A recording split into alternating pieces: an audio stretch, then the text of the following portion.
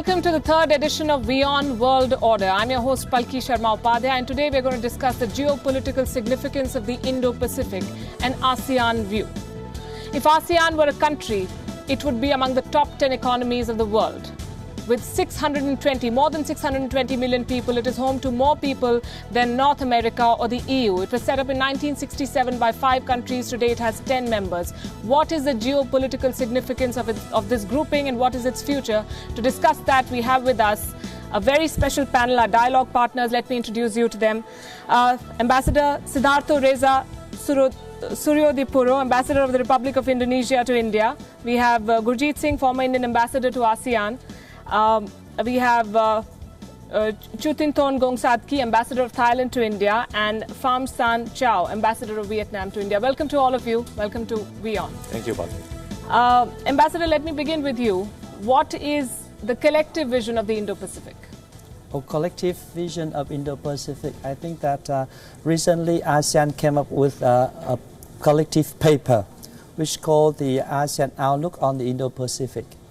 And in that paper, we have been able to describe in full all the how we believe in the future of Indo-Pacific, the objective, the principles, and most importantly, some content of how we see in that Indo-Pacific. And I want to stress that if you look at the Indo-Pacific from ASEAN perspective, you see this is horizontal and vertical. Vertical, we try to connect all the regions in the Indo-Pacific. We call Asia-Pacific and Indian Ocean. And vertical, we try to address the questions from security to connectivity to economic cooperation and also to a sustainable development objective. So which is a very comprehensive document, and it stresses on the importance of taking ASEAN centrality to make sure that ASEAN can play a central role in this architecture, and to make sure that ASEAN can lead the process, and also to make sure that the evolving security structure will not overlap the current one that ASEAN have put in place for the past several decades, such as East Asia Summit, ASEAN Regional Forum, ASEAN Plus, ADMM Plus, things like that. So basically, this is the first time we come up with a collective concept of how we see the future of the Indo-Pacific region. Ambassador, Indonesia has often spoken about an ASEAN-style Indo-Pacific. What does that entail? It's a concept of Indo-Pacific that ASEAN had developed. It's called the Asean Outlook on the Indo-Pacific. Various countries would have their own version of Indo-Pacific. But from the ASEAN concept, first of all, we develop our own concept. This is a concept that would take into account developments in the Pacific Ocean, Indian Ocean, and how the connections are made. A lot of more countries go to the oceans for their security, their prosperity. Human activities go on the surface of the ocean, body of ocean, on the seabed. So all of these are happening. How do we integrate all of them into one outlook? And secondly, we have a platform. It's called the East Asia Summit. This is an annual meeting of leaders, of 16 leaders. So countries that have their own conception, could be the Chinese Belt and Road Initiative, it could be the Indian SAGAR, it could be the US Free and Open Indo-Pacific, and all others. All of them are part of the East Asia Summit. So the ASEAN concept is to bring everybody to the same table and to discuss Indo-Pacific and how to make it beneficial to all from the security perspective, stability, as well as the prosperity, and as my friend Ambassador of Vietnam talked about, connectivity. how do we have greater connectivity in Southeast Asia and among all the members. So this is the ASEAN way of creating a positive ecosystem for everybody. Right. You've spoken about so many groupings, so many platforms. ASEAN was created 50 years ago. Is it still relevant today? Oh, very much so. How so? Because you have invited us as ASEAN, to come and talk about the Indo-Pacific, right? We are the 10 and soon to be 11 nations, part of Southeast Asia. We are at the center of the geographical space that you're talking about. And so we are very much relevant. And, but we are small. Together, we have some more negotiating power, but we are small compared to the regional players in the region, right? So the Indo-Pacific is our response to how, we can maintain geographical balance in the region, how we can engage all these players in a constructive manner. Because in the end, what we want, and I'm sure all the others want as well, is economic development, prosperity, inclusiveness, and stability and peace. So ASEAN would like to, as my colleagues say, provide a platform where everyone can sit at the table. We are hoping that the East Asia Summit that comes up, the leaders can speak in an informal way, in an open way, as we are doing now, about the situation in the region and how everyone can engage each other. The Asean Outlook after the 34th summit spoke about or had repeated references to the centrality of ASEAN countries. Many experts believe that this betrays a fear that ASEAN may be sliding into irrelevance given the broader and bigger regional confrontation. The Asean Outlook is a wonderful document in very true ASEAN style. It says all the good things, and it's like a model document. People should study it. It brings together the SDGs, connectivity, maritime security, and everybody's interest, right? But like all good documents, it doesn't come up with the problem which instigated this document. So it's like freedom. You never really feel free till your freedom is threatened. So why does the Indo-Pacific important today? Because the conceptions which back the values of Indo-Pacific are under threat to some way or the other. So there was a retreat of the Americans over some years, leaving a kind of a power vacuum where the central role of ASEAN was perhaps in a vacuum now. And other powers were trying to come in. There was the concept of Asia-Pacific. So one transition from Asia-Pacific to Indo-Pacific is the clear inclusion of India in this conception. Now, Indo doesn't refer to India, it refers to the Indian Ocean. But by putting the Indian Ocean and Pacific Ocean together, basically you brought India into play as an emerging power. So today what you have is ASEAN 10, and you have the Quad, which is informal grouping, which makes 14. The only two countries out of the EAS 16, leaving aside the superpowers, the USA and Russia, are China and Korea. Korea for its own reason. Now, China is not among either the Quad or the ASEAN 10, and I think that is the unwritten story. Whether you read Prime Minister Modi's Shangri-La dialogue speech or you read the Outlook, the unwritten story is the changes in this region which China has instigated through aggressive behavior. And that, I think, brings the question, what is it? Where India is concerned, our Shangri-La dialogue speech of Prime Minister Modi and the India-ASEAN commemorative summit clearly say that ASEAN remains central to us. And now this centrality is not only geographical centrality to the region, but is central to our thinking.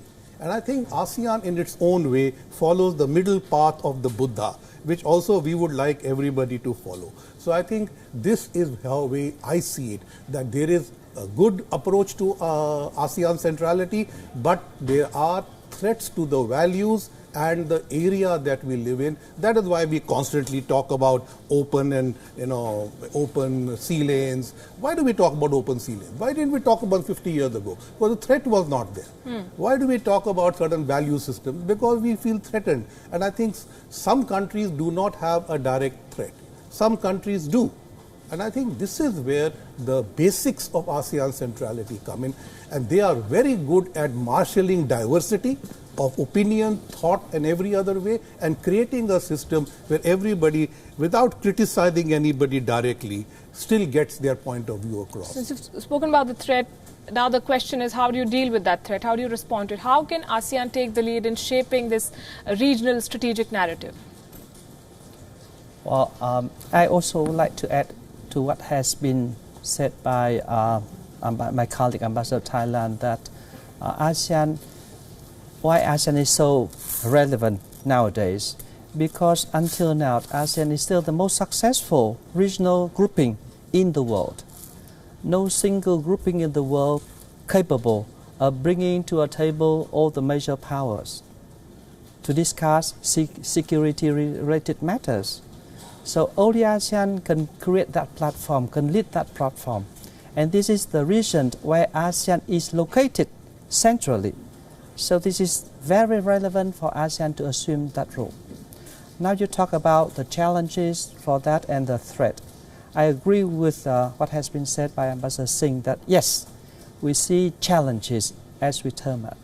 As currently Vietnam is facing challenges because Chinese is deploying its seismic survey vessels within the exclusive economic zone of Vietnam and within its continental shelf, and we try to call them to pull out of this economic zone over the past several days, but they haven't done that.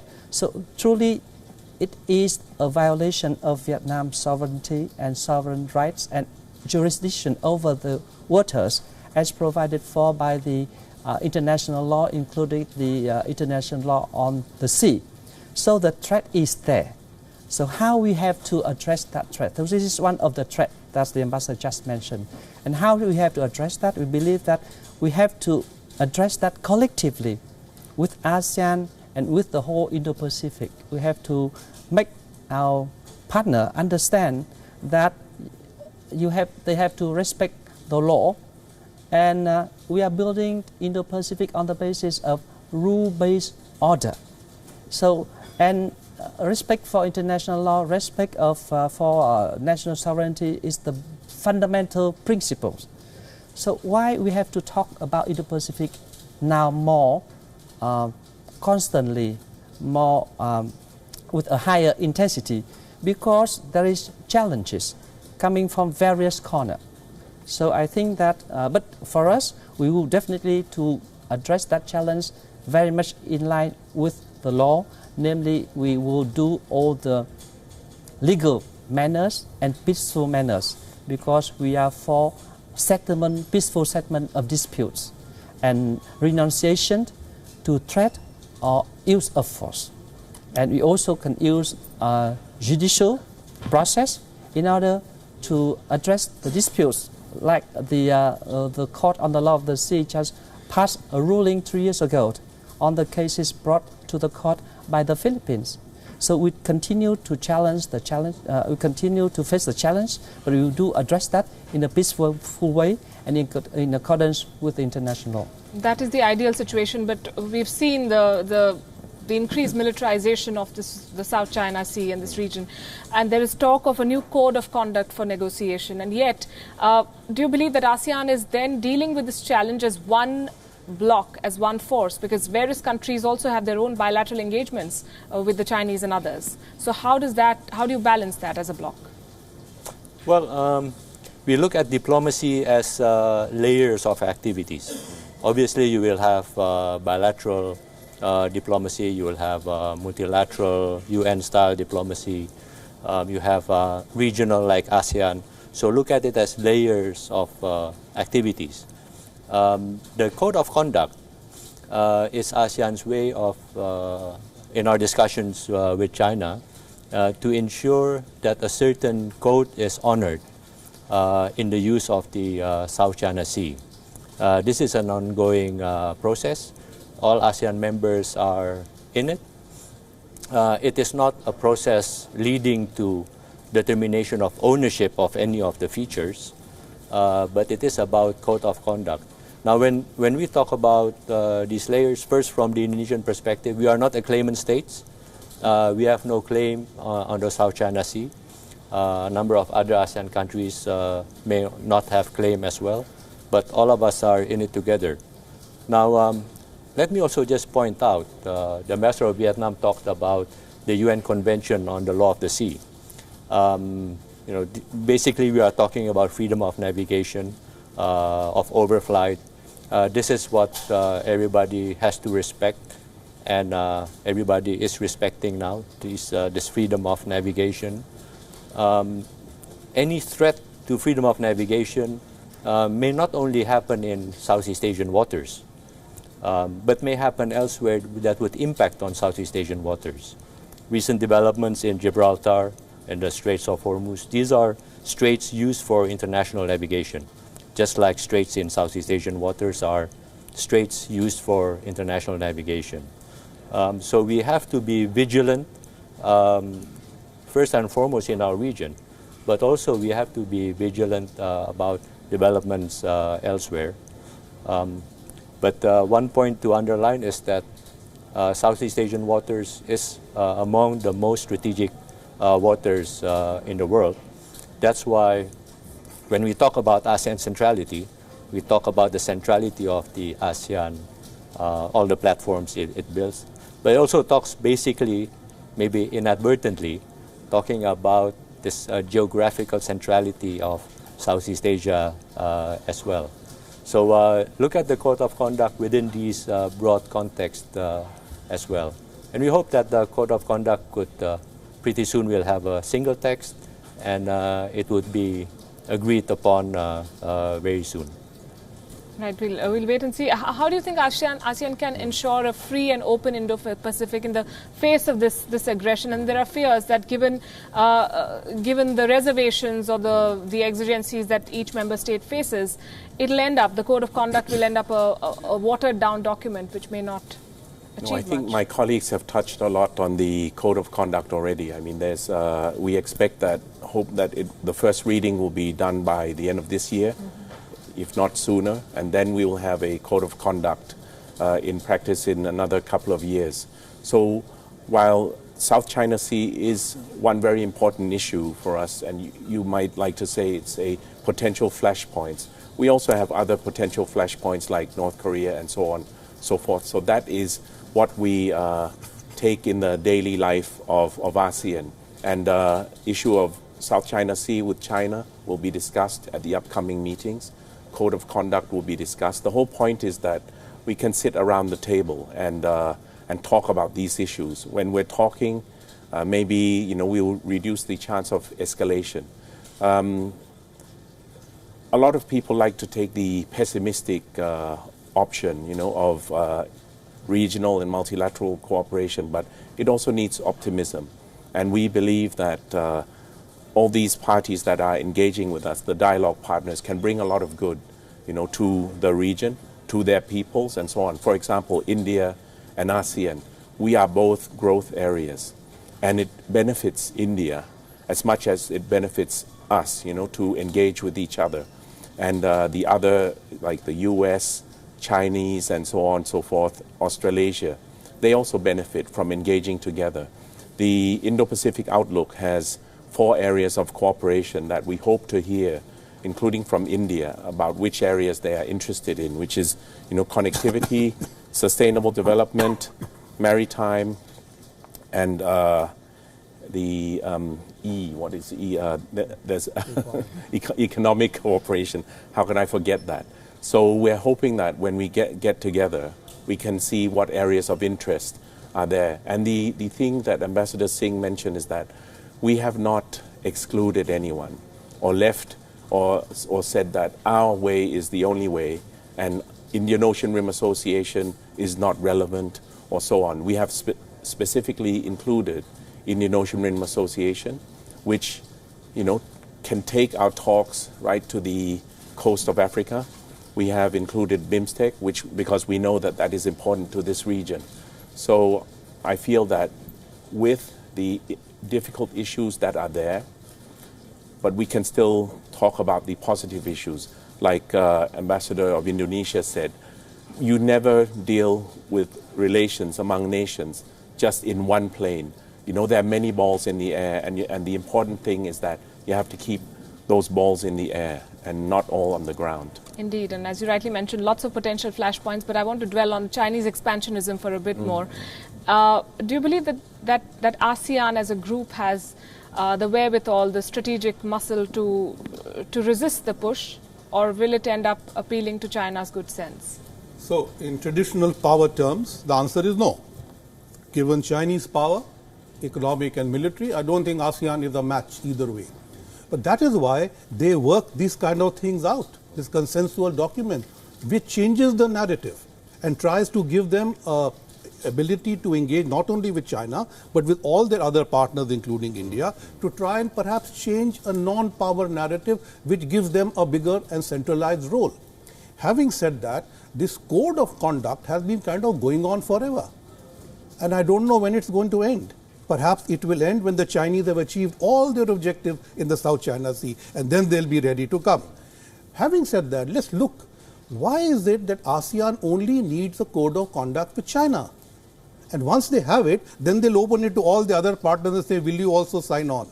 Now, the point is, with India, they don't really need a code of conduct because we do, strategic joint patrols with Indonesia, with Thailand. With 5 ASEAN countries, we have joint patrolling because there is mutual confidence that we are both committed to the same cause. I think ASEAN realizes that China is not committed to their cause, but they obviously realize they're not going to take them on. So they work out through the code of, and they show, I must say, compliment them, immense patience they show towards China. But China is an aggressive power. They are trying to use the South China Sea to change the geostrategic nature of this region, which is why I believe the Asia Pacific has become the Indo-Pacific, because Asia Pacific was not able to contain, and the conception has been changed.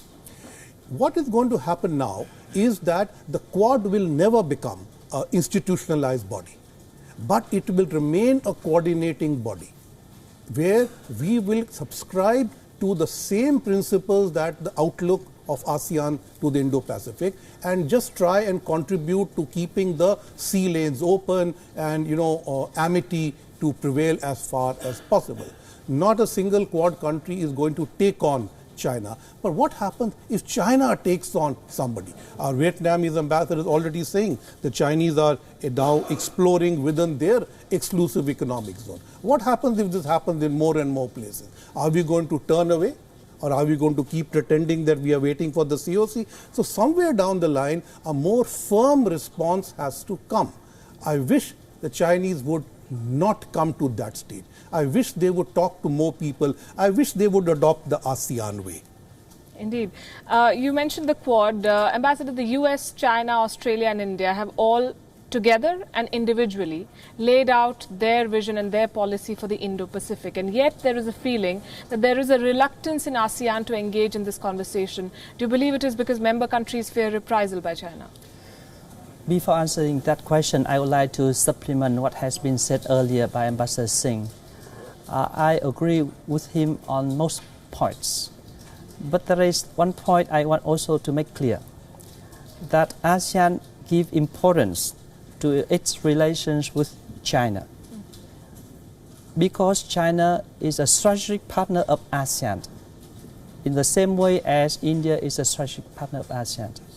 And we want to have a friendly relations with ASEAN, and it is not our interest and our desire to put the whole ASEAN countries up front challenging China. That's number one. So I don't think there is a sort of a military match between the two. Number two, we are of the view that we will settle all the disputes through peaceful means and in accordance with international law. And therefore, I think that we renounce any act of threat or use of force. And I think that China understands that, and China will work with us. In terms of this code of conduct, we need to appreciate achievements so far over the past 1 year, and we need to compliment those who are at the negotiating table. Of course, since this code of conduct will be binding, substantial, and very effective, so it does take time for us to come to the final text. Of course, all of us would love to have an early signature and conclusion of that, and it become binding.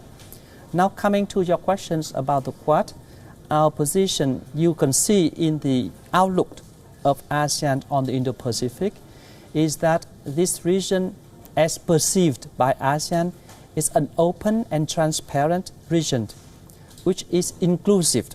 So we welcome not only Quad, but any non-Quad countries into the region. So the question here is that since it's open and inclusive, we don't want to give a feeling or an impression that ASEAN want to have just some countries in that in order to make an Indo-Pacific. So, but nevertheless, we still welcome any contribution by any country within or without the region.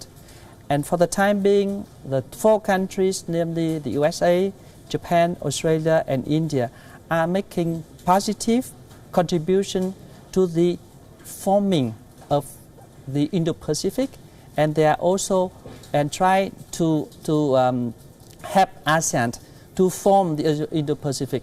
What is interesting, and we need to stress that they agree that the role of centrality should be given to ASEAN, not to Quad, in the process of evolving this new security structure of Indo-Pacific in the region. Right. The Quad had been a dormant group, but now it's becoming more active. And whatever they're doing, the region they're dealing with, is also central to ASEAN. It affects their lives more than anyone else. How does and how should ASEAN respond to this geopolitical churn? Key concept for Southeast Asia, for ASEAN, is how to address the security dilemma. Security dilemma is when one country, in its effort to build its security, to push its security boundaries outwards, therefore to become more secure, inadvertently would affect the security of others, would create threats for others. And so this is the main challenge. So for ASEAN, bringing everybody on the table is a way of addressing the security challenge.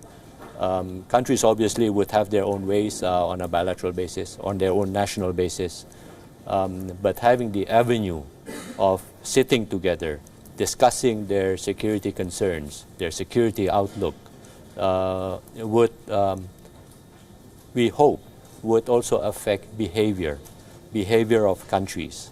So there's always that advantage of sitting together. The Quad, earlier I talked about Asean Centrality. Asean Centrality is central in the context of geography. ASEAN is central in the context that it creates all kinds of platform. It could be the East Asia Summit, it could be the ASEAN Regional Forum, it could be others. But also ASEAN is central in the context of its ability to bring everybody together and therefore have their own spin-off, if you like, spin-off meetings, spin-off engagements. So it came as no surprise that the Quad has also been using and benefiting the ASEAN meetings to have their own meetings. Almost 20 years ago, the China, Japan, Korea, they developed their own mechanism among them until today, also benefiting from the ASEAN context. So this centrality also brings benefit, a number of benefits, a number of understanding. And we hope this centrality also can be able to address that security dilemma. Right. How can ASEAN then ensure that the Indo-Pacific doesn't become a platform for power games, but remains focused on economic cooperation and growth? But you know, in the evolving world, there will always be rise and fall of regional powers and global powers. Somebody had asked me before, why didn't ASEAN keep all the powers out of our region? Can you imagine how difficult that would be? Because Ambassador Singh just said that, if you look at in terms of power, we can't do it, and so on. So so we engage, and it's a much better way to do that. And what we have here and what we're trying to evolve will also be relevant. I say it a lot in India, and Indians maybe don't want to accept it, but China will mature, and maybe one day will recede in relative terms, but India will rise. Okay, so the Indo-Pacific construct and the Asean Centrality will also help us to deal with a rising India, and maybe after India, a rising somewhere else. So this is part of the daily life of ASEAN. So. Ambassador Singh, how do you see India's position on the matter? Because India in the past has said that it is for something in ASEAN and not against somebody. That's easier said than done, though. Very much. I think you rightly said easier said than done. Because I think ASEAN are wonderful people. And they have done a great job to bring their own diversity together. And as Ambassador Indonesia said, they provided the opportunities through their mechanisms and centrality to actually allow the ASEAN plus 3 initially, Japan, China, Korea, and later the Quad. Basically, these are sideline efforts to what the ASEAN has done through the East Asia Summit. And I think India should always be grateful to Indonesia in particular. That is how India became a charter member of the East Asia Summit. Now, having said that, and let me say, absolutely no two thoughts about ASEAN centrality. Geographically, they are central. In our thoughts, they are central. In every way, they ought to be central. Now, 50 years down the line, when you are faced today with multiple threats to your way of thinking, and from a power which is is aggressive, what do we need? We need this ASEAN centrality to become more substantive. Supposing all ASEAN had been equally able to do what the Quad seeks out to do, there would have been no Quad. Quad comes together to fill in what we feel are certain power vacuums in keeping the sea lanes open, fulfilling the goals which ASEAN subscribes to. But ASEAN will not subscribe to Quad because then it is seen as being a gang up against China. So in reality, ASEAN will not do that. But when you look at individual ASEAN countries, from my personal point of view, Indonesia and Vietnam are two countries who should certainly associate more with the Quad. I'm not saying be anti-China.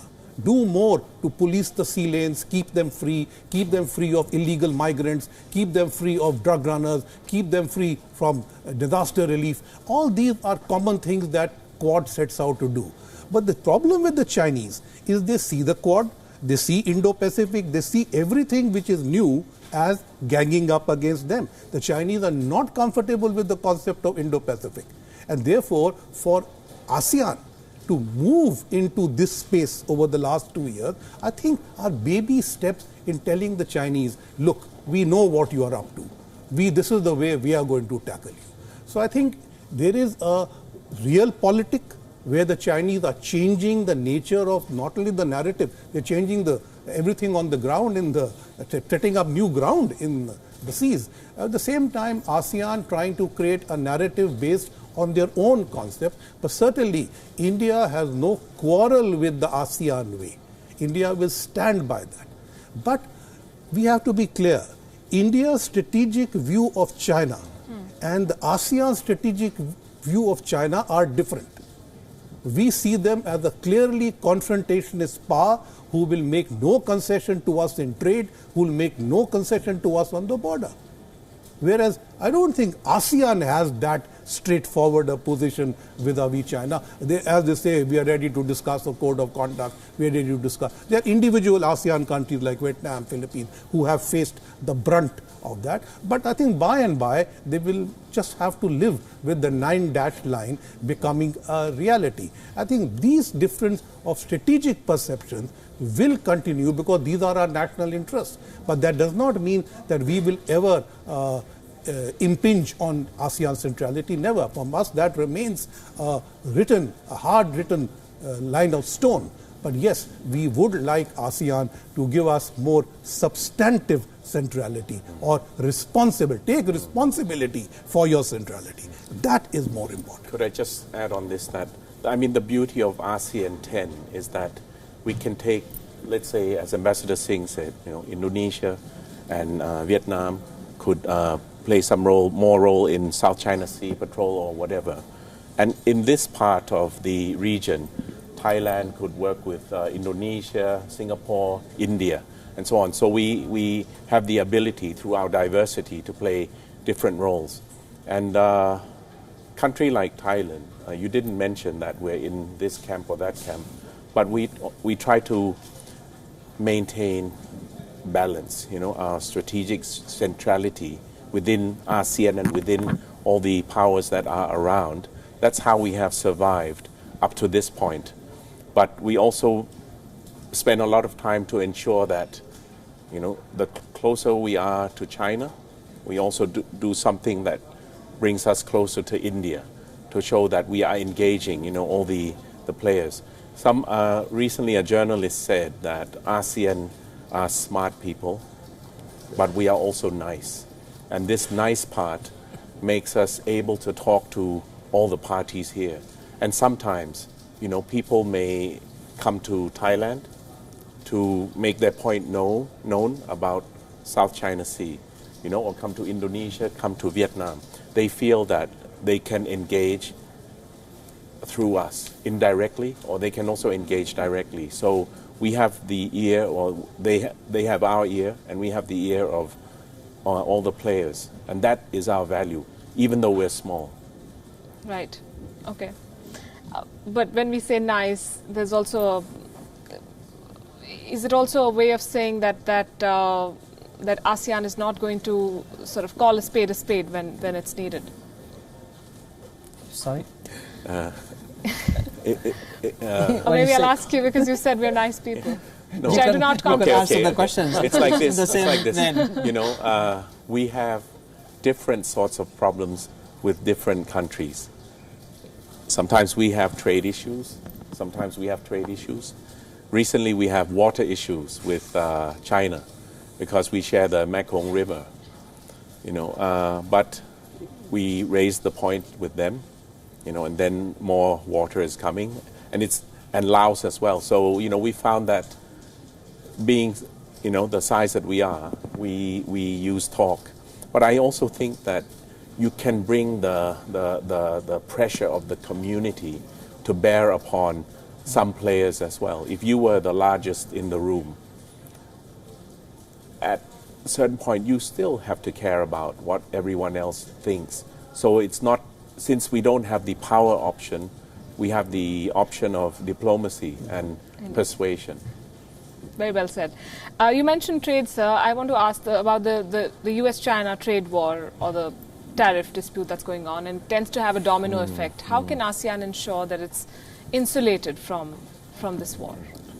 Well, we believe that any trade war in the long run will not be beneficial to the interests of the stakeholders as well as the countries in the region. Perhaps in the short run, some country may benefit, but definitely, number one, that adds to the already growing tension and complexity of the situation of today. If you look at the map today, you see that, and sometimes you wonder yourself, how comes there are so many crises around you coming up at the same time? And now you have additional trade war between the two biggest economies. Of course, it is a worrying issue.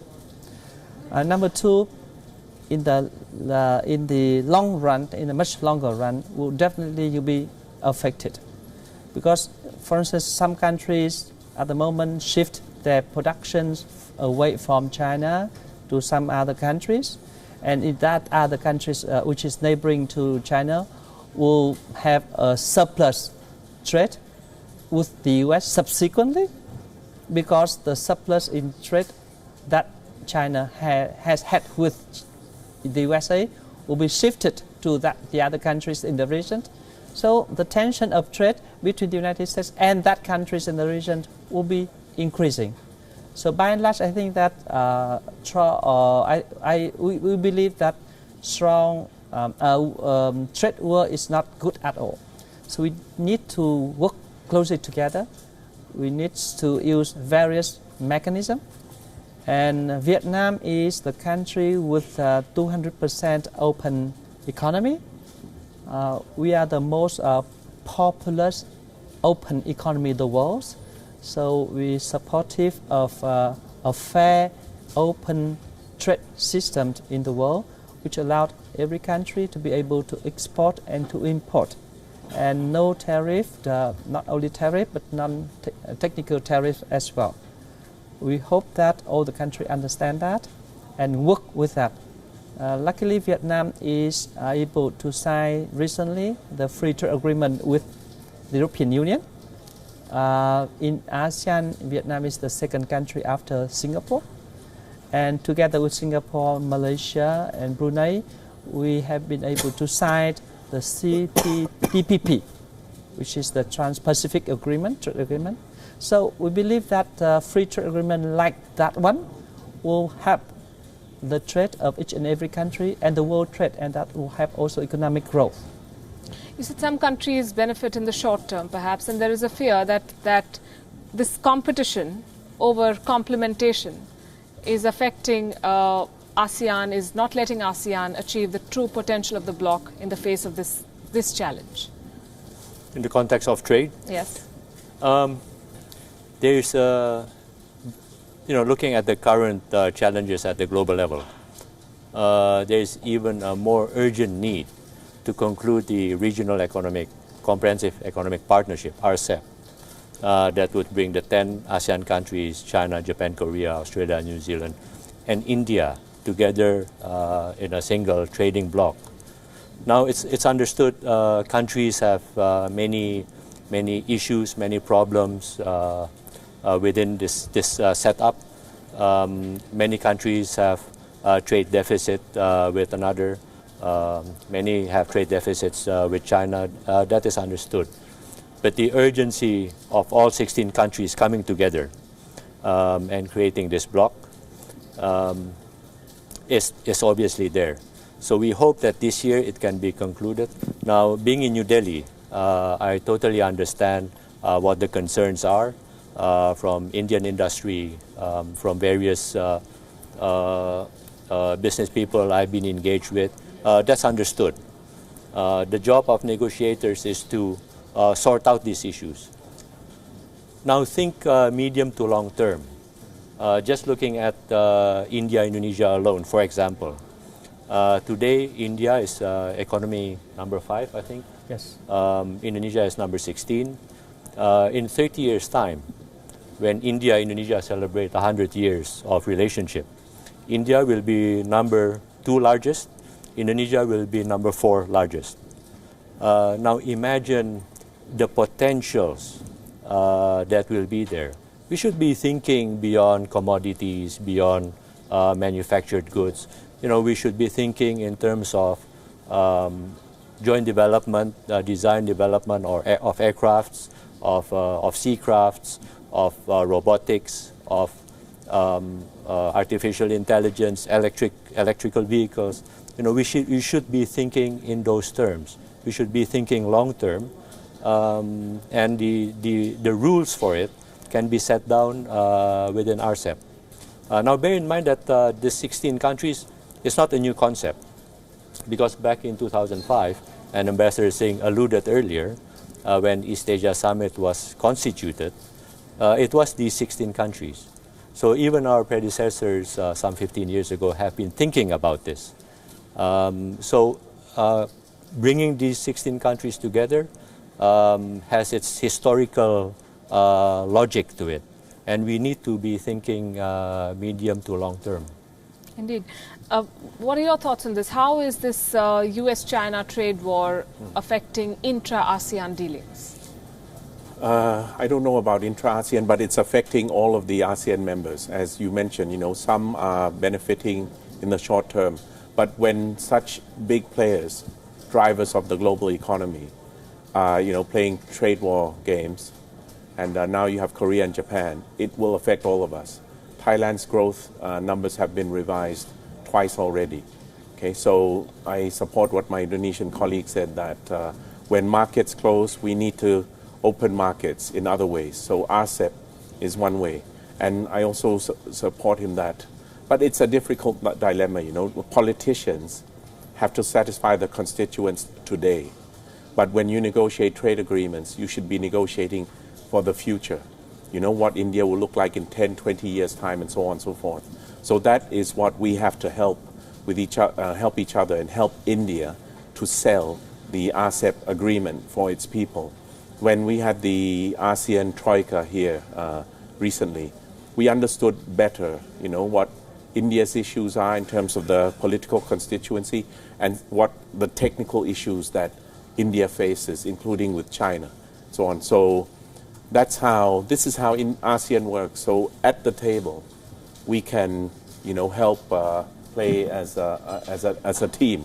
We're not ganging up on China, but we know what we need to achieve a landing zone. And I believe that if India has the confidence and the Indian public can understand why RCEP is not a way to keep India down, or, you know, then other FTAs will follow, you know, BIMSTEC, and then India's asking for a revised ASEAN-India FTA, and so on.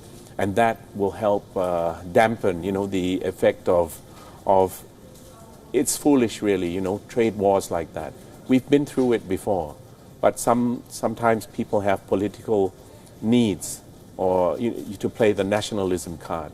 But in the end, you know, it's not much of nationalism if the people lose. Indeed. India has also been at the receiving end of some of these outbursts and tariff-related actions from the US, and then there have been retaliatory tariffs. How does India see this trade war between America and China, and whether or not anyone should be looking at benefiting from it? Well, you know, the thing is, I don't think there are any direct benefits, because if they went for the Chinese first, it's because they were the biggest trading partner. Then they came to us because we are next. I think Indonesia needs to watch out. They are going to be hit next, perhaps Thailand next. So the Americans are just going down the list. I don't think there are any more friends in the American trade ministry at all, commerce ministry. They're just going for all their partners, saying buy more. So I think, as ambassadors of Indonesia said, RCEP is perhaps a good answer. But RCEP also is becoming like a code of conduct. It goes on and on and on. And I think I'm glad Ambassador Thailand said that now they understand India better, because I think initially we were being put in a corner, saying we are the ones who have a problem with China and therefore we don't. Yes, there is a problem with China. China doesn't open up things and they want us to open everything. But I think unsaid, there is a problem with ASEAN. Because when we negotiated an FTA with ASEAN, we did the trade one first, because ASEAN said we will do the services later, which is our interest. It took 5 years to negotiate that, 3 more years to implement that, and India is still so dissatisfied with ASEAN on services and investment, which is our major interest. So you have a situation where our best friends in ASEAN were quite content to have an FTA on trade, but were not going to give ground on investment and services. So we are not going to pass an RCEP where our reasoning on trade and on services and investment is going to go a-begging from the beginning. I believe India has been too soft and defensive in its RCEP negotiations. Everybody comes to our door saying, come on guys, can you hurry up? I think we need to come up with a positive list of stuff we want from all the RCEP partners, New Zealand and Australia included, and say, you give us this and we will come to RCEP. After all, there is the cost for opening my market. They have mentioned the Indian industry and everything. There's a political cost. But that cost has to be met by giving me incentives to get into your countries in a big way, and that includes China.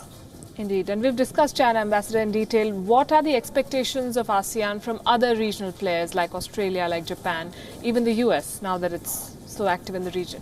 I think that we can address that question from security perspective as well as from economic perspective. From security perspective, we believe that ASEAN has been able to bring to one table all the major power across the globe, even in the European countries, European Unions, and the United States. So that is one of the best achievements of ASEAN so far. Now ASEAN have to continue to engage those powers, outside region powers, into the region. And more importantly, when you are talking about the four regions, the Quad you mentioned, they are located in this part of the world. So it is more necessary and important for ASEAN to engage them more actively. And in addition to that, 4 countries, as you just mentioned, are, as we term it, Asian countries. And the 21st century is the century of Asia. So it is important for them to be engaged with us more. And of course, I think that we engage not only these 4 countries, we also engage with Russia and with China. And we are of the view that the bigger you are, the more responsible you should be vis-a-vis international relations. So that is from security-wise. From economic perspective, we believe that we have to work closely together in order to have a free trade. My colleague just mentioned about the necessity to have a free trade between India and other countries. On that matter, I also want to supplement that ASEAN are understanding the keen interest and concern expressed by India on various occasions, especially after the signing of the ASEAN-India Free Trade Agreement, which covers only goods and not much services. We understand that. We understand also for some countries the deficit with trade with India. We are trying to address that. But we believe that we are living in a society where everybody have to help each other since we are so connected. So the major countries also need to work closely together with us. On that occasion, I believe that India has a huge role to play because India is the country in the region, because India is now the 5th largest economy and going to be the 2nd largest economy.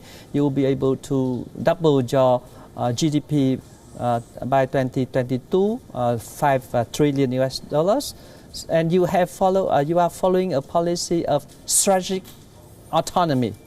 So there are many room for you to play here, not only in terms of security, but also in economic cooperation with other countries in the region.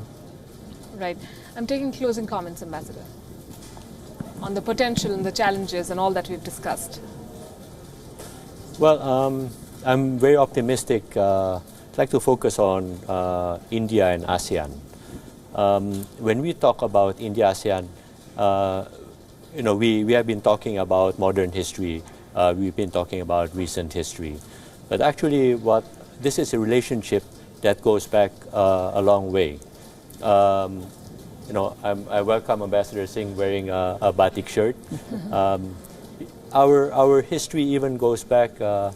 We have to be thinking about pre-colonialism history, how pattern of relationship took place then. Because I believe that the future would take that form, where relationship would grow in an organic, natural way. Now, it is, I think, India and ASEAN, we are a bit behind. A lot of catching up is needed. Therefore, what the initiatives of Indian government, especially by Prime Minister Modi ji in the past 5 years of Act East policy, this is something that we welcome very much. On a bilateral basis, I'm very optimistic because my President Joko Widodo, has also recently been elected for another 5 years. So this will be top leaders-driven relationship between India and ASEAN. And I'm also very upbeat about, I should say India-Indonesia, but I'm very upbeat about India-ASEAN as well. So we have a lot of work in front of us to do. Indeed. Ambassador, closing comments. Yes. I think that ASEAN, Indo-Pacific, vision on Indo-Pacific has been described as ASEAN's vista, what it sees. But we will still have to develop it, okay? Every day we have to think, how do we want to see the future? Okay, so this captures this moment in time. We grew with China. There have been positives, and there have also been growing pains. But for the future, the future is with India. And I'm sure that we will grow together. and there will be growing pains as well. But I hope that our relationship is a lasting one and even more positive. We know that deep down we can connect, at the heart and minds level. So I'm positive about the future with my colleagues, and it's more ASEAN India than ASEAN Thailand, because Thailand is too small, so we only count as part of ASEAN. Ambassador Singh, closing comments from you, and also India's relationship with ASEAN going forward. I think the ASEAN has got three very good pillars of political, economic and socio-cultural. And I think the one we discussed the least today was the socio-cultural, because we were looking at the present. But indeed, if you hear them all and you look at the future, it is actually the socio-cultural pillar which holds us together. We have a long history of commonality, which is non-aggressive. It is inclusive. And these are the tenets that we talk about even today, whether it's in the Shangri-La dialogue, Prime Minister's speech, or in the inclusiveness. So this inclusiveness and the fact that ASEAN and India have very young populations. So the future belongs to us. Now it is up to us whether we grasp that future or we fritter it away on petty quarrels with others. Fortunately, India and ASEAN do not have quarrels. So I think ideally placed to reach out to the future and present a fixture, like he said, of bringing young people together, creating more jobs in new sectors, putting into, as he said, artificial intelligence, into making that cyber world is secure. There are many. The sky is the limit. And the sky over India and ASEAN is never going to be cloudy. Hand in hand, we will bring peace to this world. Well, quite a thing to say on a rainy day in Delhi. And on that optimistic note, I'm going to thank you all for joining us on the third edition of WION World Order. Thank you very much. Thank you for having us. Thank you for having us.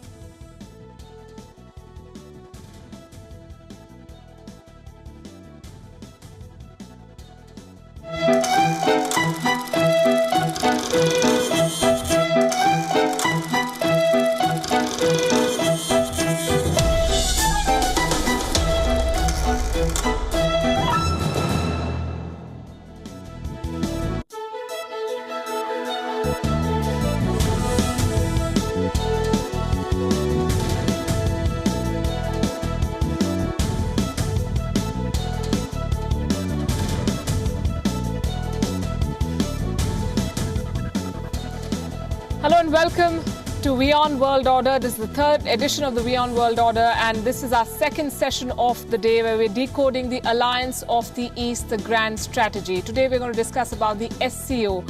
It is called the Alliance of the East. It covers 40% of the world population, 20% of the world economy, with heavyweights like India and China. Connectivity is at the core of this alliance, but connectivity comes with other dimensions, like respecting the sovereignty of the member countries and so on. How do we balance the two, and why is the SCO increasingly being seen as a military alliance? To discuss all of this and more, we have with us a special panel, our dialogue partners for this evening. Asian Isaif, Ambassador of Kyrgyzstan to India. Welcome to WION.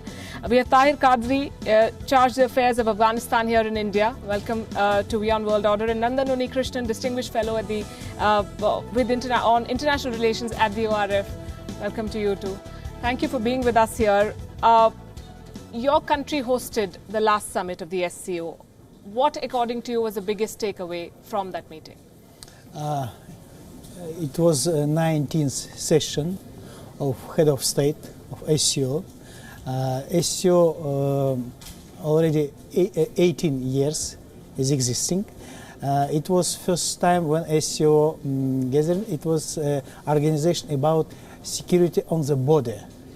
But this region, after collapse of USSR, importance of this region is very growing, and head of our states, our population, our countries decided security it's only first challenge, but we have to think about our economy, prosperity, about our cultural cooperation, about our more close diplomacy, and after that SCO became more wider as an organization, and it was successful.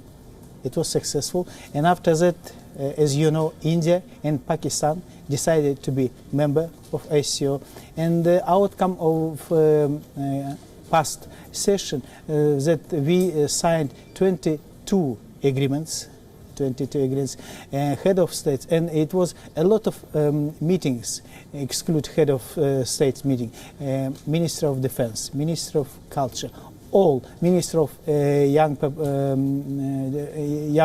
generation, and mostly all spheres of our cooperation was discussed, and it was main very important outcome of this discussion.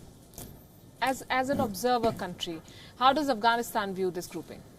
Well, I think it was a very good step and a milestone for Afghanistan as well. We have been a member since 2012, and our president, he attended the last meeting in Bishkek, which was really good because Afghanistan is going through, you know, the ongoing peace talks are happening in Afghanistan. So it was a very good opportunity for His Excellency our President to talk about that and ask for a coalition of a regional coalition to form consensus to support the position of the Afghan government, you know, what we call the Afghan controlled, Afghan owned and Afghan run peace process.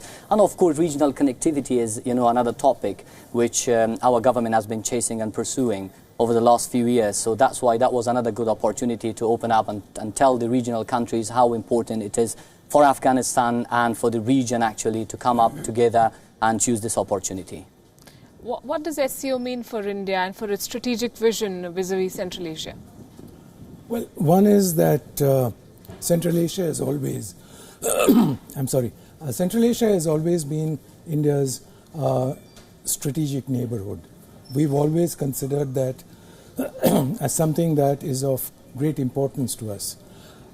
We have not always had the necessary resources, whether financial, human, to stay engaged at the level that some of the other players are staying engaged. So SCO in that sense gives us a great platform to improve our standing in SCO, improve our profile in the SCO, and engage each of these countries bilaterally as well as multilaterally.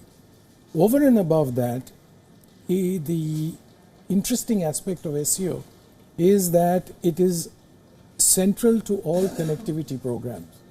So therefore there is all the countries, I mean, that are in SCO, not SCO as an organization.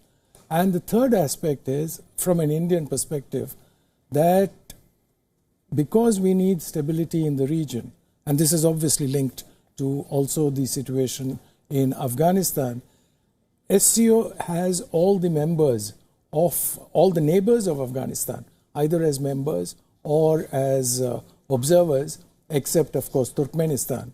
So this is again another platform on which we can engage and have a discussion on that. So I think from an Indian perspective, SCO has a lot of potential. SCO has a lot of promise, and it really depends on how we engage with it for us to derive the necessary results. Ambassador, the SCO is often referred to as the NATO of the East. Do you agree with that? I think it's a wrong perception about role of SCO. SCO is not military organization. NATO is military organization. For example, NATO in his 5th chapter announced that if somebody attacked member of NATO, all together must defend this country. SCO organization is not military organization. Our organization not against somebody. It's about cooperation inside of SCO countries. Of course, SCO has ambitions, international ambitions, about his own vision about international trade, international affairs, about role of United Nations organization, about our vision about influence of other countries of world trade or even regional security. So NATO and SCO, it's a very different organization about the purpose of this organization. How do you see this? Many call it an anti-West grouping, a counter to NATO. Mm-hmm. Is that? Well, I agree with Mr. Ambassador. I think it is not a military organization. So what they are focusing on has been so far, countering the insurgency and terrorism, boosting our economy, for example, and the regional connectivity. I would really disagree with that kind of a notion. It's not a military organization, and so far I think it has been functioning really good, and especially for us to be an observer, over the last few years in the summits that our Afghan delegates, they have attended it, so they have, at least they have expressed the concerns that we have had in the region, especially with security, because we have been struggling. Afghanistan has been suffering from war for 4 decades, and it somehow affects our neighbors as well. So that's why we have been saying that a safe and a stable Afghanistan is a stable and prosperous region. It is an organization, a grouping that is supposed to focus on economic cooperation and trade and cultural integration and so on, and yet it is the military dimension that gets more coverage. Why is that so? Why is it perceived like this? Well, one of the greatest threats in the region is the threat of extremism and violence. And obviously the region is interested in taking all measures possible to ensure that those tendencies do not dominate and that there is stability. So SCO has, as a small part of it, SCO has the regional anti-terrorist structure, which is based in Tashkent. And obviously when military units from, even if there are 5 people, from China, India, Pakistan, Russia, all of them get together and conduct anti-terrorist training program, it obviously attracts attention. I mean, you don't have such multinational training programs every day and across the globe. So, that the media highlights it, I'm not surprised. But I would completely agree with our ambassadors that the military angle is not the primary interest of the SCO. There is much more to it. One is political stability in the region and, of course, economic development. All the countries in the region, including India, are interested in engaging with each other for the development and prosperity of their own people. Since you mentioned the military exercise, what was conducted last year defies a layperson's logic. If you talk about India, which are the 2 countries that India is most likely to have a military confrontation with? They're China and Pakistan, and yet we go and have war games with China and Pakistan. How do you explain this? How does it work? Well, it shows one thing, that we are at least on the same page in understanding the fact that terrorism is beyond international borders. International terrorism has to be fought by everybody. So while we may have differences with each other on the ground, literally, I mean, we have differences with China and with Pakistan about who holds which territory. And on terrorism as well. Well, we have definitional problems with terrorism, but that terrorism per se, acts of violence of that kind have to be fought. We don't disagree. Of course, India has a specific problem vis-a-vis Pakistan, but maybe one of the reasons of being in SCO, I'm not sure because I'm not privy to the thought of Indians at the highest level, but maybe one of the thoughts is that you will be able to, if necessary, if that's the right word, socialize Pakistan in that context and be able to deal with this problem. At the Bishkek Declaration, there was, of course, talk of terrorism, and like the previous Qingdao Declaration, it condemned terrorism in all its forms and manifestations, which are very good words. But what do they mean when there are member states which are covertly and overtly sponsoring terrorism as well? Yes, of course. If SCO would like to be genuine organization, properly international organization, we can't avoid terrorism. We can't avoid, because SCO became political organization, and without decide terrorism question, this organization couldn't be more influenced, couldn't be respectable. Yes, and terrorism, what it does, it's not just killing innocent people. Terrorism is very complex things about young generation, about destructive ideology, about destructive ideology in the internet. Yes, it's influenced our economy. And of course, for example, this question like drug trafficking, it's all these issues concern of terrorism. And main purpose of ASIO is welfare of our population, welfare of our people. And terrorism is threat to our people, to our population.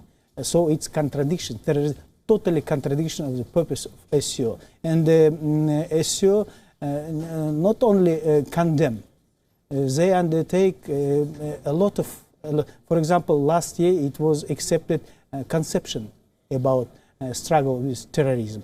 And if all member states of SCO support United Nations effort to struggle with terrorism, it will be very fruitful. How can SCO members unite against terrorism or religious extremism or separatism, given the differences, bilateral differences between member countries, according to you? Well, I think Afghanistan is perhaps a good example of how we have been the victim of different terrorist groups, because according to our security units, more than 20 different sorts of terrorist groups operate in Afghanistan. And we have been, of course, suffering, from the losses and the casualties and the financial losses of it over the last 4 decades. So even in his speech, His Excellency, our President, was addressing this and asking the attention of the SCO members there, asking them that, we need to safeguard the region in order to move towards a regional connectivity and a regional prosperity. So I assume that, a terrorist is a terrorist, no matter in what sort and what kind of activities they launch. And again, Afghanistan has been, perhaps, Afghanistan is a good example to give. Like today, as we are speaking, today there was another attack in Kabul, and many people were killed or injured. So I think this must stop. And even for the region, for the neighboring countries, when stability actually it benefits them as well, because, like, for example, whenever in the past Afghanistan has been stable and secure, we have had, the air corridor, we have had this Lapis Lazuli corridor, and we have had many other routes that actually boosts and improves the economic prosperity in the region as well. So I assume, I agree with Mr. Ambassador saying that, any sort and kind of terrorists and their activities are condemned. And I think there needs to be, a collective and united stance against that in order to bring an end to this. At the risk of sounding repetitive, I ask again, how does this work if you're going to be talking about tackling terrorism? That will at some level entail intelligence sharing, but you'll be sharing intelligence with the very powers that you believe are also giving a safe haven to those terrorists. Let me take you into a slightly different territory, nuclear weapons. In the 60s, Russia, Soviet Union and United States were enemies. Yet they agreed on a nuclear regime. They exchanged information. They found ways to verify each other's armaments. And the famous statement by Reagan, trust but verify, kind of thing, was the slogan of the day. So similarly, it took them a long time to reach that stage. You have to engage. And that is exactly what I think organizations like the SCO will lead to. And Palki, if you go back, you look at where the world was in 2000. When India was shouting from the rooftops that it was a victim of terrorism, it was a victim of cross-border interventions, there was hardly anyone who was responding. But look at where we are today. So slowly the world is beginning to understand that terrorism is something that one country cannot fight, A. B, terrorism is something that does not affect only 5 countries. It affects the rest of the globe. And I think with the further deepening of that understanding, a certain amount of cooperation in this area is going to grow.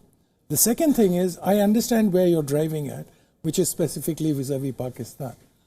Pakistan is going through a crisis of its own. It's an internal crisis. They have to come out of it. And I don't think any external intervention is going to help. So this crisis Pakistan has to play out. And all we can do is, from the sidelines, try and help them arrive at a solution that is good for the Pakistani people. Right. Ambassador Asean, I want to ask you, connectivity is one of the key focus areas of the SCO, but bilateral reservations remain, like India's refusal and consistent refusal to join the BRI, the Belt and Road Initiative. How does SCO ensure that connectivity does not come at the cost of sovereignty of some countries and regional integrity? Yes, of course. All members of SCO agreed that our prosperity will not be done by the interest of someone. Everything must be decided for own interest, for whole interest, for everybody. And about connectivity, connectivity is a base of our prosperity, economical connectivity. Now we are thinking, for example, connectivity between India and Central Asia countries. Yes, one belt, one road. It's idea of China to cooperate with Central Asia and other countries. We have not seen any contradictions between this. And Bishkek Declaration, about one belt, one road, it was signed. It was signed also by Indian side. So when it was regarded, it was considered with this text of this declaration, it was perfect, good reduction of this one belt, one road that devoted of interest of India, of course. Chinese economic footprint is also expanding in Afghanistan, and while I understand that the country needs money and investment from outside, are there concerns? Well, Afghanistan has been actually working towards self-reliance, for many years now. And let me give you some statistics that at least last year we were able to increase our revenue by 90%. So there was like 1 billion of savings on our security expenditures. So Afghanistan is opening up, same like many countries in the region. Afghanistan has been actually advocating for this regional connectivity through many ways. For example, we have this Chabahar now, which connects us to Iran and to India and to the region. And we have the air corridor, for example. And we have the Lapis Lazuli corridor, which connects us to Turkmenistan, and then from there to Georgia, to Azerbaijan and Georgia, and then to Turkey and all other countries. And In the city which I come from, for example, the north of Afghanistan, we have got a railway station which connects us all the way to Central Asian countries. So that is what His Excellency our President has been saying, that we could be the roundabout of the Asian economy because of the location that we have in Afghanistan. So regarding that question, to be honest, since we have got so many engagements with so many countries, so it is not like a concerning point of one specific country. Since we have our engagements and economic and cultural engagements with so many countries in the region, so I wouldn't say that that is a point of concern for us. Right. While there are many connectivity projects and many of them involving India as well, the BRI seems central to the SCO's idea of economic integration. And there's immense pressure on Delhi from Beijing to get on board. India has resisted so far, but how do you see India maneuvering it going forward? Well, one is, let's be very clear, BRI is a geostrategic project of China to expand its, if you want, influence across the world, or across at least the Eurasian landmass. China is entitled to have those ambitions. India may not agree with them, but China is entitled as any country to have ambitions. India has its own ambitions. I mean, a geostrategic project that India is working with is the Indo-Pacific, right? Which furthers India's ambitions. But of course, India is not just a maritime country, it's also a land-oriented country. And we have also the North-South corridor, which we have been working with several other countries in the region to develop connectivity. The difference between what India is proposing and what China is doing is the concept of inclusivity. All the projects that India is involved in are not singularly dictated from Delhi and matter of bilateral arrangements with individual countries, which what BRI is. Ours are multilateral arrangements. That's point number one. The second thing is, I'm not entirely in agreement that BRI is the only connectivity project and economic development project in Central Asia. There is also the biggest. It is the biggest, you could say. It is the biggest, undoubtedly. But there is also the Eurasian Union, of which Kazakhstan, Kyrgyzstan are members, and that Eurasian Union has its own programs and plans. Russia, Belarus, Armenia are the other members of that union. So they also have their own development plans, and at this point of time, they're trying to see how the BRI and their plans for connectivity and development can be merged. But I am not certain that they will necessarily sign away their sovereignty at this point of time to meet Chinese interests. That may happen in the future, depending on how the situation develops. But I personally am not, I'm skeptical about that happening. I think these countries will be able to together sustain their sovereignty. And I think that is why it's even more important that India participate in the SCO, because we are that alternative voice which does not agree with the BRI. So we are providing a voice and an option. Right. Let's talk about Afghanistan as well, Ambassador. A roadmap for Afghanistan was discussed. How can SCO contribute to this evolving political process in Kabul, which is at this point seems to be driven largely by outsiders? Yes.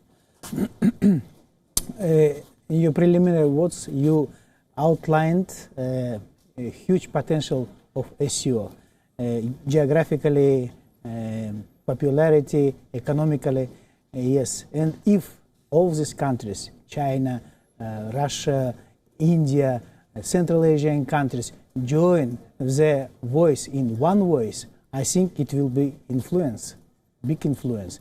And if all these countries together announce that fate of Afghanistan must be devoted to people of Afghanistan and no any alternative about peaceful fulfillment of fate of Afghanistan. So we are all together united in this one position, and all our member of states ready to assist people of Afghanistan to take own fate in their own hands. Yes, we would like to support and as you can to help people of Afghanistan. And I hope that Afghanistan as a country, as an independence country, sovereignty country, agree with this position of ASEAN countries, and so Afghanistan is participating as an observer country and in full of this size in the working of ASEAN. Let me read out from the declaration. The Bishkek Declaration argued for an inclusive peace process conducted and led by Afghans themselves, with the United Nations playing the main role. But that's not happening. As we see it right now, the peace process is dragged, the deadline is close. How can SCO help, if at all? Well, Afghanistan is at a very important juncture now, and I think many people are, the world is actually looking at Afghanistan, what happens next. But what has happened so far have been dialogues actually happening between the Taliban and our representatives from different walks of the society. The one which happened recently in Doha, I think that was a very good start, because speaking face to face to the Taliban, actually it sorts out some of the differences that we have. So confront the Taliban. I was speaking to a friend who attended this, and he told me that they told the Taliban that we have changed. Afghanistan has changed over the last 18 years. How much have you changed? So I think that was a good picture to tell them that, you know, what has happened in Afghanistan and how much Afghanistan has gained over the last 18 years. I've been emphasizing on this. I think perhaps it's good for the Taliban to understand that there is a new generation in Afghanistan. There is freedom of expression. We have got a constitution. A lady who had attended one of these talks, when the Taliban were saying that we would be giving you your rights, then she said that you don't have to give us our rights, because our rights are stipulated in the constitution. So this is a new Afghanistan we are talking about. And regarding these dialogues, I think it was a very good start, but the real negotiations will start quite soon, led by the Afghan government, because that's the reason why in SCO the Afghan government was advocating for this coalition of the countries, the member countries, to support the position of the Afghan government, because from a position of strength when we talk, so I think the outcome would be good. And again, let me emphasize that peace in Afghanistan, stability in Afghanistan will ensure stability in the region, security in the region, more regional connectivity, more economic prosperity for the region.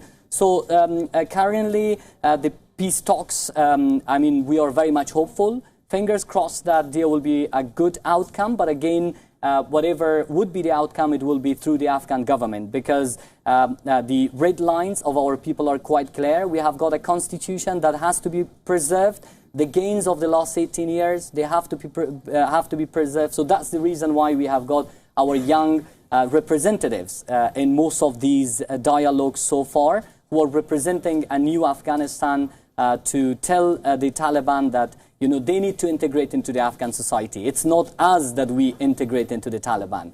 As I said before, the country has changed. So will they accept and embrace those changes? So welcome. I mean, in the past, we have also witnessed that loads of other parties, insurgents, they have joined the peace process in Afghanistan, and they have joined the democratic, institutions, for example, the parliamentary elections.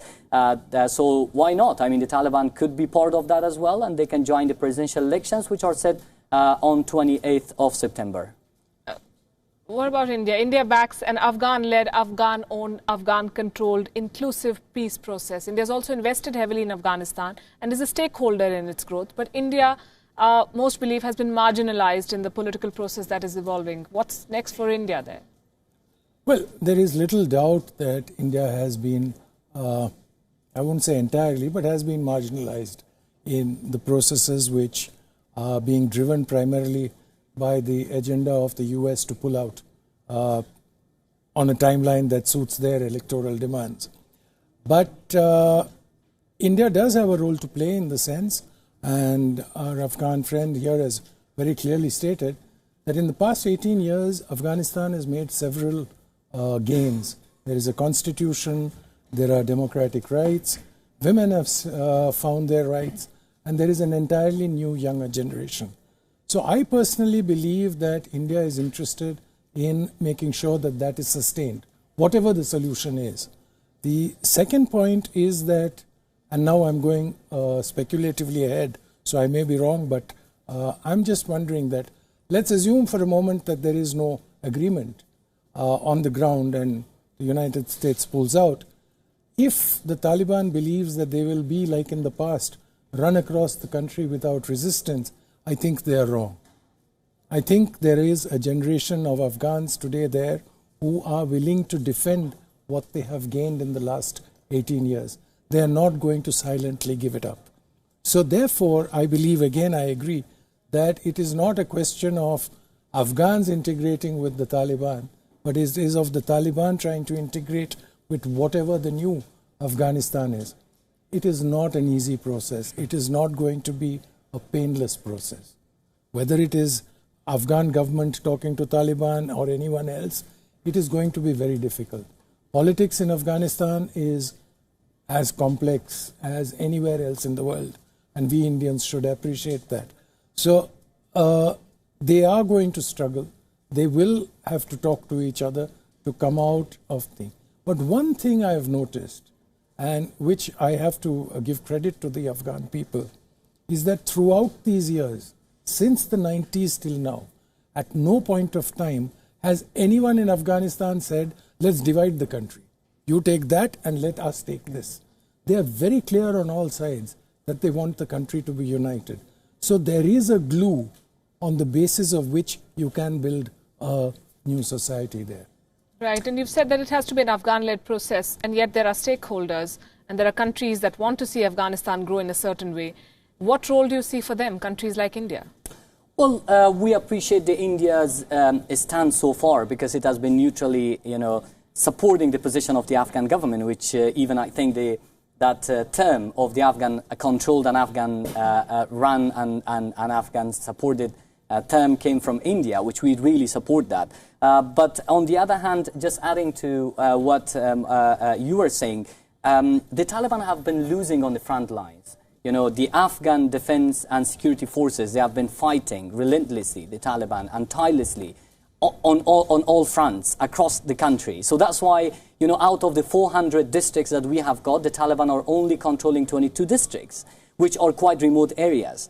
All populated places, they are being controlled by the Afghan security forces. So that's why in a worst case scenario, if there is no peace deal, then there is elections. I mean, there will be elections anyway, which are set for 28th of September, because that is the only means we believe that the Afghan people, they need to practice their democratic rights. And whoever wants to compete, I think the ground is there and they should do it. Regarding the position of India, again, I personally believe that India should be, of course, engaging more because as an emerging country, India could use its different platforms to advocate for the democratic values that we were just talking about. For example, India supported establishment of the House of Parliament in Afghanistan. So that shows that India believes in Afghanistan's democracy. So to preserve that, I think this is the best way to, again, support and safeguard our gains that we have achieved in Afghanistan over the last 18 years. And people, as you rightly put it, the young generation, they are very much committed, and they are saying that, we will, we have been suffering anyway over the last 4 decades. So it's not something new.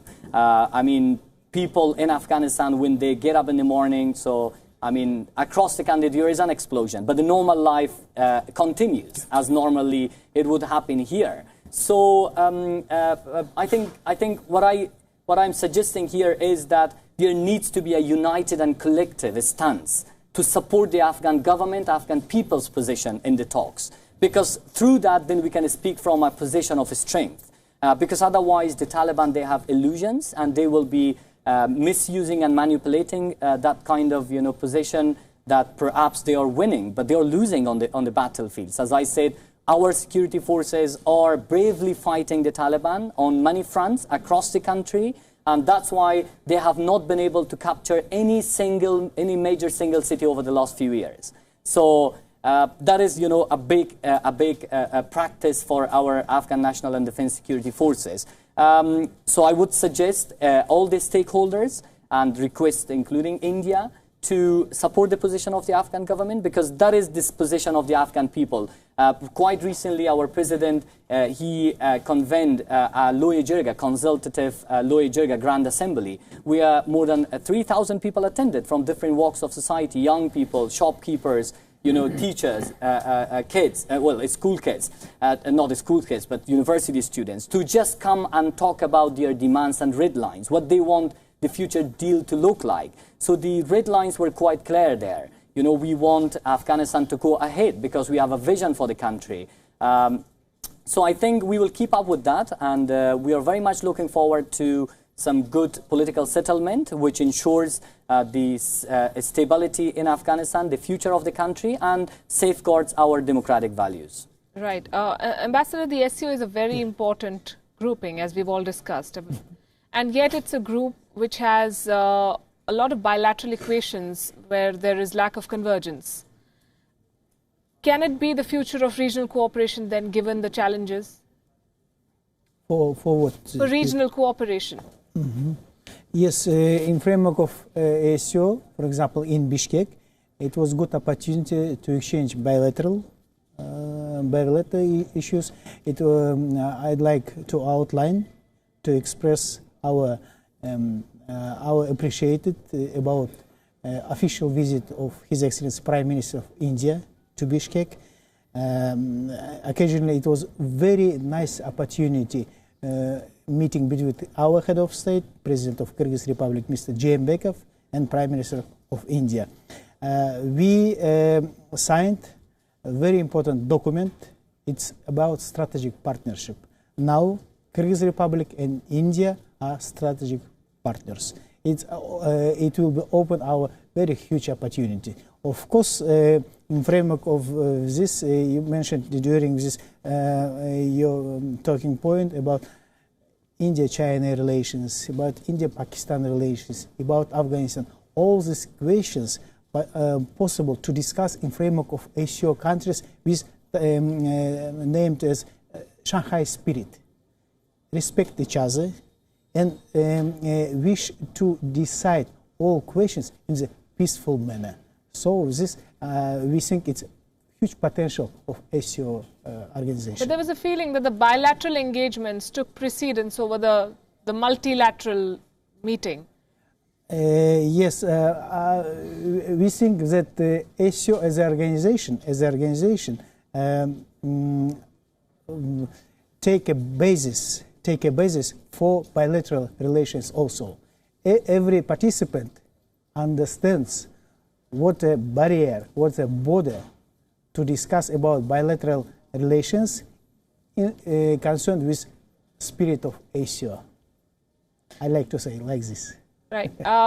India, we understand, was inducted at Russia's behest, and also it is believed in China and Pakistan at China's behest, and that was then, but a lot of water has passed under the bridge since then. And now China and Russia are coming closer as strategic allies.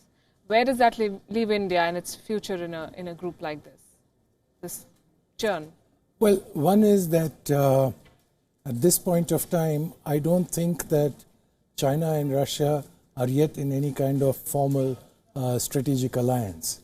There is a certain amount of convergence in them and between them, and the convergence of their interests is basically that they feel that they are under an onslaught from the West, United States-led West, and that it helps them to be with each other at this point of time.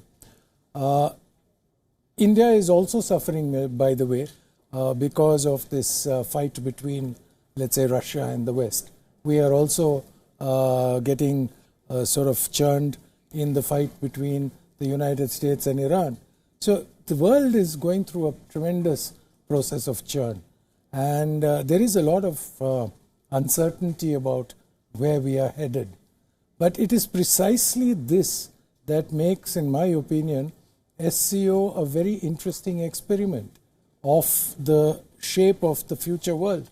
Because SCO within itself has countries with diverse political systems. And yet these countries have found a reason to sit together around the table and try and find convergences. After all, whatever the New World Order is, you're not going to get rid of either democracy or authoritarianism. It'll exist. So the solution for all of us in the world is to try and accept another point of view, understand that people will decide their own destinies by themselves, and try and cooperate towards a greater prosperity for all. I'm glad you mentioned Iran. Ambassador, where does Iran figure in the current SCO setup? And there's been talk about Iran's membership as well. Yes, Iran has now status as an observer country.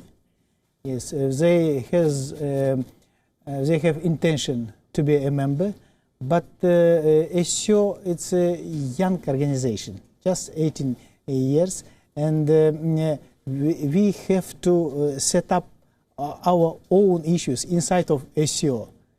For example, because in the past session of Head of State, first question it was how we have to cooperate inside, how we interconnected to be each other.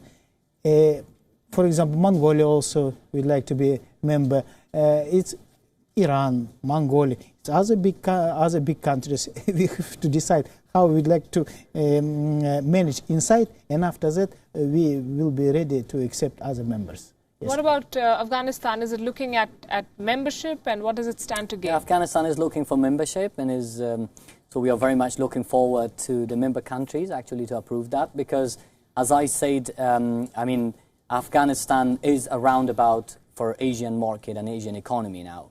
So I think being a member and then making good use of the privileges of the membership, I think then we can contribute more actually to the SCO. Let's see. I mean, let's see. So we are very much hopeful that we will get the membership quite soon. Right. I'm going to start taking closing comments, starting with you. One is, I believe that SCO is an experiment in progress. I believe that so far the results are may not be 100% good, but they're quite positive. I also believe that it is time for SCO to sit back and try and consolidate whatever it has gained. I don't think this is the stage, much to the disappointment of my Afghan colleagues, that this is the stage at which SCO should be looking at getting Iran or Afghanistan in. I think there are enough, as the ambassador pointed out, tensions within, so you need to sort those out and figure out how you're going to work within the organization. And finally, I think it's an excellent platform to think about what the region should look like to provide itself some kind of political stability. That is very important. I mean, that is the primary drive.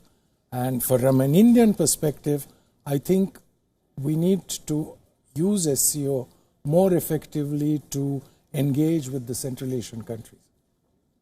Ambassador, closing comments from you. Yes. On the potential and the challenges going forward for SCO. Potential is huge. Potential is huge. If you will read Bishkek Declaration, you will wonder how many directions our head of state was discussed about it. And about economy, about cooperation with young, about our cooperation in the digital economy, about exchange of our service goods. For example, one of the purpose of SCO countries that free movement of people, goods and service. Imagine, it's quite an ambition purpose. And we agreed exchange our experience in all. For example, now India is growing up very fast, and India has a lot of know-how, and India was agreed to share with other countries for prosperity of whole region. I think it's a good outcome of SCO summit. Since we are still an observer, I think still the country was able to actually to put forward some of the concerns and things that they had in the recent Bishkek meeting. The regional connectivity, again, that's very important for Afghanistan since we are looking for market. And security, that's really important for the region and for Afghanistan. So to take collective stance for ensuring the stability of the region. Fighting against countering terrorist groups, I think that is, again, something really a joint and common and shared concern we have with the neighboring countries. And last but not least, drugs, which we forgot to actually mention here. that is a big concern in the region and for Afghanistan.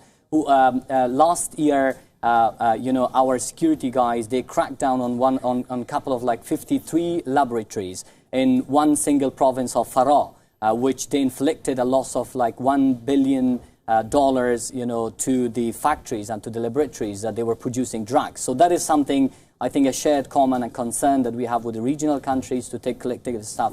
So I assume the vision is there, the structure is there, the potential countries are there. So why not? I mean, they could look into 10 years from now on, and perhaps they can think about how they can be prosperous together and how they can act together, because, as I said, the potential and the possibilities and the ground is over there. So now it really depends on the countries how they can make use out of it. Indeed. So I think we'll all agree that SCO is a bold experiment and work in progress with immense potential. I'm going to wrap it with that. Thank you, gentlemen, for joining us here. Thank you. Thank you. Thank you for having us.